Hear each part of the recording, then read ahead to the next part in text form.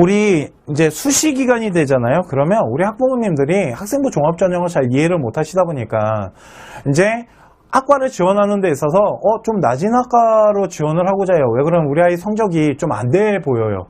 그렇기 때문에 저쪽 학과 점수가 훨씬 낮게 형성되기 때문에 글로 학과를 트는 경우가 있습니다. 그러니까 학생부 종합전형을 하는 데 있어서 전공성을 무시하고요. 저쪽에 입결이 낮으니까 그쪽으로 학과를 좀 틀어서 준비를 하시는 분들이 있는데, 자, 지원 시 학과를 변경하게 되잖아요. 그거에 대해서 잠깐 설명을 해드릴게요. 자, 보시면요. 학과 변경하지 마십시오 라는 얘기를 정말 많이 해요. 학과를 변경하면 안 되는 이유에 대해서 하나 말씀드리면, 대학교가 학생부 종합전형을 선발할 때는 4대 요소라는 걸로 선발합니다. 학업 역량과 그러니까 전공 적합성, 인성, 발전 가능성을 보는데, 이 전공 적합성 안에는 학업 전공이라는 것도 들어가고요. 또한 우리 아이가 전공 적합성 안에는 비교과 활동을 통해서 학과를 찾아가기 위한 어떠한 노력들, 이런 것들이 들어가 있을 겁니다. 그렇기 때문에 전공 적합성의 평가라는 거를 학부모님들이 너무 무시하세요. 대학교 같은 경우는 이 전공에 대한 관심도나 이 전공에 대해서 어떠한 학업이나 이런 부분에 대해서 다 평가를 하기 때문에, 만약 우리 아이가 지금까지 준비했던 전공이 아닌 타 학과를 집어넣게 되면 전공에 대한 점수가 다 날아가거든요. 그러면 합격할 수 없지 않을까요? 이런 거 생각해 보셨습니까? 그러니까 학업 성적만 자꾸 생각하셔서 그래요. 학업 성적만 보다 보니까 4대 요소 안에 들어가는 저 전공 적합성을 무너뜨리시잖아요. 그러면 더 합격권에서 멀어질 수 있습니다. 그렇기 때문에 학과 변경 신중하게 생각하셔야 된다라고 보시면 되고요. 두 번째, 자, 변경한다라면 단과대학 안에서 동일한 라인으로 형성하시면 됩니다. 자, 예를 하나 들어볼게요. 이런 겁니다. 우리 아이가 사회학과를 준비를 하고 있었어요. 그런데 어떤 학교를 보니까 사회학과는 생각보다 좀 이제 입결이 높은데 행정학과가 조금 낮게 형성이 돼 있다면 사회학과에서 행정학과로는 옮길 수 있어요. 그런데 참고로 사회학과, 행정학과, 정치외교는요, 솔직히 전공이 비슷합니다. 그러니까 전공 적합성이 거의 똑같다고 보시면 돼요. 사회나 행정이나 정치 외교 같은 경우는 솔직히 대학교가 말하는 비교과 라인이 거의 비슷하거든요. 그러다 보니까 그렇게 이동하는 건 괜찮은데, 뭐 갑자기 우리 아이가 사회학과를 준비하고 있는데 갑자기 어문 계열을 집어넣겠대요. 뭐 영어 영문과를 집어넣거나 중어 중문과를 집어넣겠대요. 그렇게 변경하시면 안 됩니다. 같은 단과 대학 라인에서 움직이셔야 돼요. 생각보다 경영학과보다 경제학과가 입결이 좀 낮게 형성이 됩니다. 그러다 보니까 학부모님들이 경영을 준비하다가 경제로 빠지는 경우가 있는데, 경영학과랑 솔직히 경제학과는 선발하고자 하는 인재상이 좀 틀립니다. 평가 요소도 좀 틀리고요. 그래도 같은 동일 계열의 경상계다 보니까 전공학업에 수학을 좀 많이 본다, 이런 것들이 좀 공통적으로 겹치는 게 많아요. 그렇기 때문에 그렇게 동일 라인, 단과대학 동일 라인에서 이동하는 거는 괜찮겠지만 단과대학을 무너뜨리면서 이동하시면 안 됩니다. 이해가시죠? 다시 말하지만 대학교는 전공적합성이라는 부분을 많이 봐요. 대신 뭐 서강대학교나 이화여대처럼 전공적합성 평가가 좀 낮다라면 학과를 이동하셔도 됩니다. 이거는 대학교의 모집 요강이나 인재상이나 평가 요소를 좀 분석했을 때 가능한 거고요. 대부분의 대학교 같은 경우는 다 전공적합성 부분을 보기 때문에 이 전공에 대한 부분을 함부로 틀으셔서는 안 됩니다. 이해가시죠?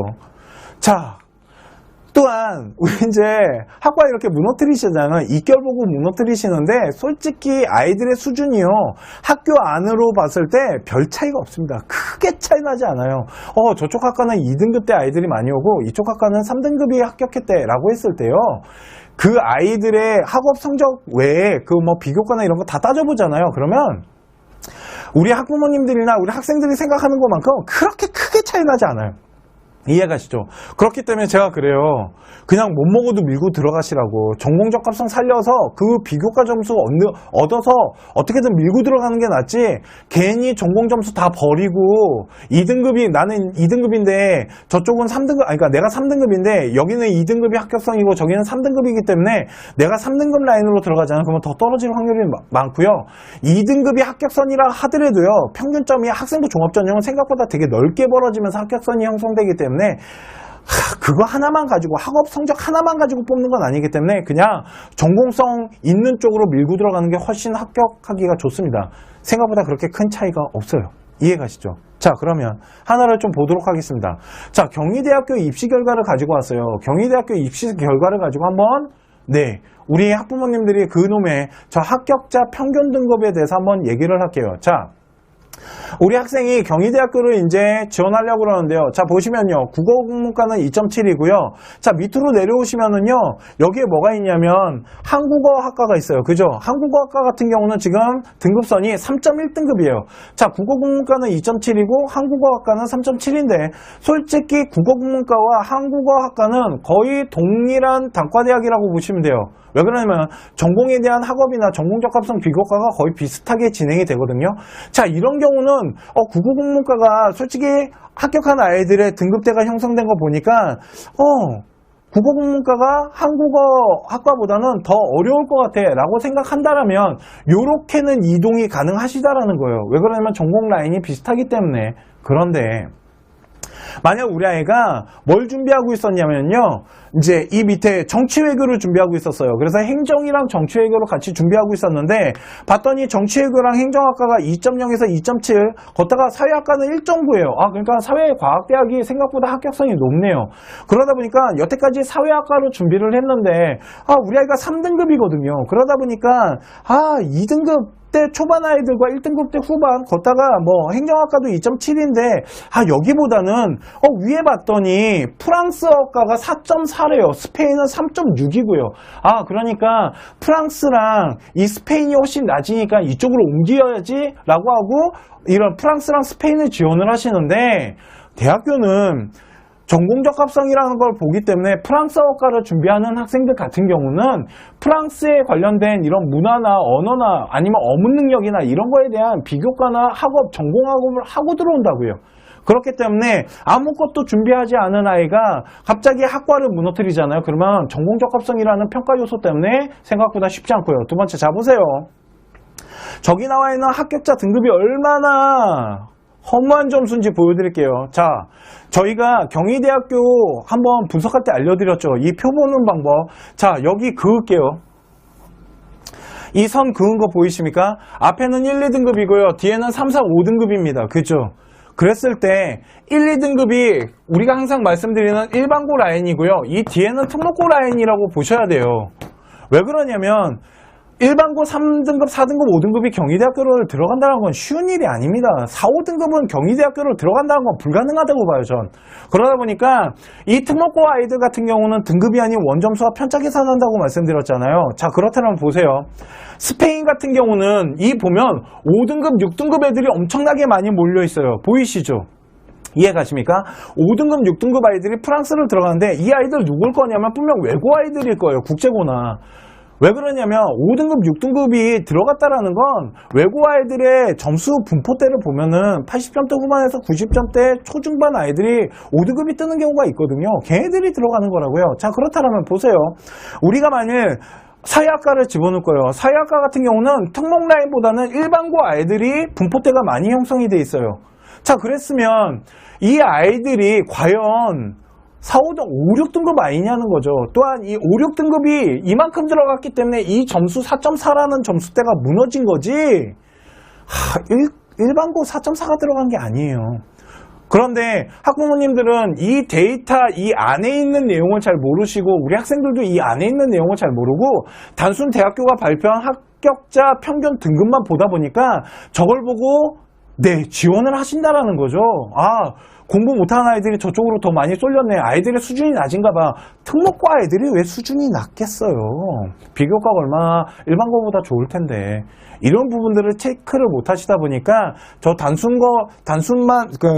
등급만 보고 지원을 하시는 경우가 많아요. 그렇게 하시면 안 됩니다. 그래서 학과 전공적 합성 라인은 무너뜨리지 마십시오 라고 제가 부탁을 드리는 거예요. 잘못 무너뜨리시면 더 대학 들어가기 힘들다고. 이해가시죠? 자, 사례를 좀 보도록 할게요. 자, 사례입니다. 두 가지 사례를 보여드리는데요. 위의 사례는 입학사정관이 말했던 부분이에요. 제가 듣고 온 건 아니고 학부모님이 듣고 온 내용을 그냥 말씀을 드리는 건데요. 어떤 한 학생이 인하대학교 기계공학과를 지원하려고 합니다. 그런데 참고로 인하대학교는 기계공이랑 전자공, 화공, 생명공이 4대 공은 생각보다 합격성이 높아요. 기계공 같은 경우는 일반고에서 1등급 때 중반 정도가 형성되고 중후반 아이들이 합격을 하다 보니까 근데 우리 아이가 내신 등급이 한 2등급 초중반이었어요. 그러니까 사정관이 뭐라 그랬냐면 우리 학교 기계공 말고 다른 학과를 한번 지원해 보시죠 라고 말을 했답니다. 그렇죠. 뭐 에너지공이나 이런 게 기계공보다는 좀 더 낮고 신소재도 그렇고 좀 더 낮은 공학이 있거든요. 뭐 사회인프라도 그럴 테고요. 그런데 그래서 학부모님이 물어봤어요. 만일 그렇게 그러니까 학과를 다른 학과로 무너뜨리게 되면 대학교에서 보는 전공적 합성에 대한 부분에 문제가 생기지 않을까요? 라고 했더니 사정관이 그런 얘기를 했답니다. 안 그래도 그 부분이 문제가 될 수 있기 때문에 되게 조심스럽게 말씀을 드린 거고요. 전공에 대한 부분이 문제가 될 수 있다는 걸 입학사정관도 인정을 했다라는 거죠. 이해가시죠? 그렇기 때문에 대학교는 전공적 합성이라는 이 평가 요소가 들어가기 때문에 단순 내신 등급만 보고 평가하기는 어려워요. 그런데 사정관이 왜 그렇게 얘기를 하냐면 지금 당장 우리 아이의 학업 성적만 봤을 때는 비교과고 뭐고 전공적 합성이고 뭐고 집어넣으시면 1단계에서 탈락할 거기 때문에 그래도 1단계를 통과할 수 있는 하나의 방법을 제시한 거지 그러니까 전공적 합성을 이렇게 비교과를 이렇게 얘기한 건 아닙니다. 엎을 수 있다라고. 이해가시죠? 그렇기 때문에 되게 조심스럽게 얘기한다 이런 얘기를 하는 거고요. 그렇기 때문에 아까 말씀드렸지만 전공에 대한 부분 그렇게 쉽게 무너뜨리시면 안 되고요. 두 번째, 이거는 이제 부산에 있는 친구였는데요. 3년 동안 사회랑 행정 라인으로 저희가 이제 구성을 했던 친구예요. 그래서 이 친구가 3년 동안에 이제 사회나 행정 라인, 그래서 뭐 국가 제도나 교육제도, 복지제도 이런 어떠한 제도와 사상가들 이런 것들을 이제 분석한 친구예요. 그런데 이 친구가 이제 국제고 출신이라서 서울대학교 근데 이 친구가 서울대학교를 지원하기에는 솔직히 그렇게 점수대가 막 남거나 그런 친구는 아니었거든요. 그런데 그렇다고 막 공부를 못하던 친구는 아니에요. 그 특목고 출신 아닌데 특목고에서 그래도 어느 정도 공부를 하던 친구입니다. 그런데 막 전교 끝에 있는 아이는 아니었거든요. 그런데 학교에서는 사회나 행정학과 같은 경우 서울대학교는 워낙 아이들이 선발되는 학생들의 수준이 높다 보니까 뭐라 그랬냐면 불어불문과를 집어넣자 그랬어요. 왜 그러냐면 불어불문과가 합격한 아이들의 데이터나 이런 거 분석해봤을 때 그냥 단순 낮아 보이거든요. 이해가시죠? 그러다 보니까 서울대학교 불어불문과를 넣자고 했는데 이 친구는 당연히 전공성이나 이런 게 없으니까 서울대학교를 떨어졌거든요. 근데 이거 떨어졌을 때 다들 뭐라고 생각하냐면 우리 아이가 공부가 딸렸나봐 라고 생각하세요. 근데 문제는 뭐냐면요. 이 친구가 연세대, 고려대, 성균관대 사회학과를 다 합격한 친구예요. 자, 이 얘기는 뭐냐면 걷다가 고려대학교는 1차 합격했고요. 연세대학교는 몇 바퀴 안 돌고 합격을 했어요. 이 얘기는 우리 아이가 만약 서울대학교 사회학과를 집어넣었다면 어떻게 될지 모르지 않았을까요? 불어불문과보다 훨씬 합격할 확률이 난 높았었다라고 봐요. 근데 학교가 하도 사회학과가 높으니까 불어불문과를 돌린 건데 저는 그게 진짜 이해가 안 갔어요. 어떻게 특목고가 전공적 합성을 무시하고 넣을 수가 있지? 와, 그 정도밖에 수준이 안 되나? 라고 솔직히 한탄을 했어요. 그리고 학부모님도 불어불문과 떨어진 다음에 여기 붙는 걸 보면서 한탄을 하셨어요. 그냥 못 먹어도 사회학과로 밀고 들어갈 걸. 그럼 어떻게 될지 몰랐을 텐데 라는 얘기를 뒤늦게 하시더라고요. 걷다가 저랑 진짜 많이 상의했어요. 학교가 무조건 불어불문을 넣어야 된다고 하길래 저는 끝까지 사회학과 집어넣으라 그랬어요. 못 먹어도 밀고 들어가야 된다고. 지금 성균관대 빼놓고요. 연세대, 고려대도요. 불어불문과, 그러니까 사회학과 집어넣으면 안 된다 그랬다니까요. 왜 그러냐면 안 된다 그랬어요. 근데 제가 뭐라 그랬냐면 연대랑 고대는 그냥 사회학과 집어넣으시라고. 그러니까 다 사회학과 넣자 그랬어요. 행정이나 사회학과로. 그렇게 밀고 들어가야 된다고. 지금 와서 바꾸시면 안 된다고. 대학교는 전공적 합성이라는 걸 하는데 보세요. 서울대학교나 연대나 고대나 성균관대 오는 아이가 솔직히 성균관은 일단 좀 패스하더라도 서울대, 연대, 고대 오는 아이가 전공적 합성을 준비 안 하고 오는 아이가 몇 명이나 되겠냐고요.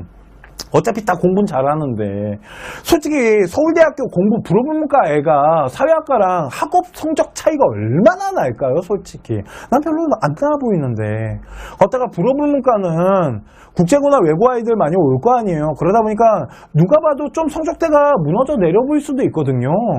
하여튼 그래서 전 좀 그런 부분이 아니라고 생각을 했었습니다. 이해가시죠? 그렇기 때문에 학과 변경하는 건 진짜 신중하게 생각하셔야 되고요. 단과대학에서 동일학과 라인으로 구성하는 거는 가능해 보이지만 말도 안 되는 단과대학을 무너뜨리고 다른 학과로 간다? 이거는 잘 생각해 보셔야 되는 문제고요.